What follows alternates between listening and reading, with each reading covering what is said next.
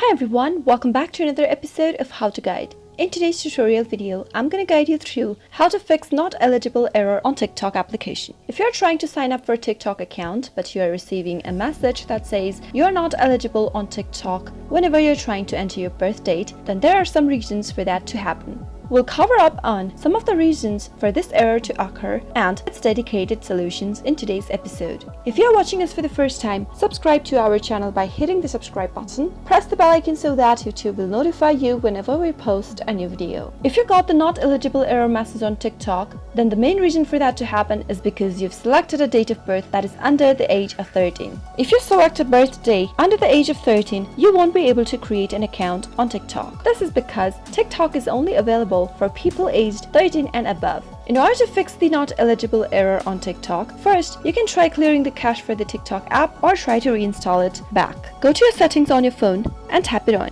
Under the settings menu, tap on Apps. From the list of the applications installed on your device, select TikTok. Now, under the app info page, go to Storage, and now at the bottom right, tap Clear Cache. You can also go ahead and tap on the uninstall button and uninstall the application from your device.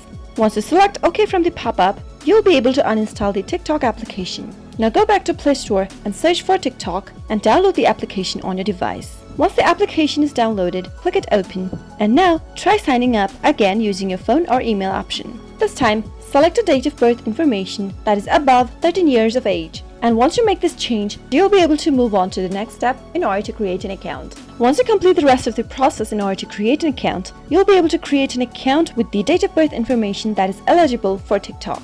That is how it is done. I hope you found the video to be helpful. If you did, go ahead and give us a thumbs up, comment down below in the comment box if you have a question or a feedback for us. I'll soon be back with more tutorial episodes. Goodbye till then.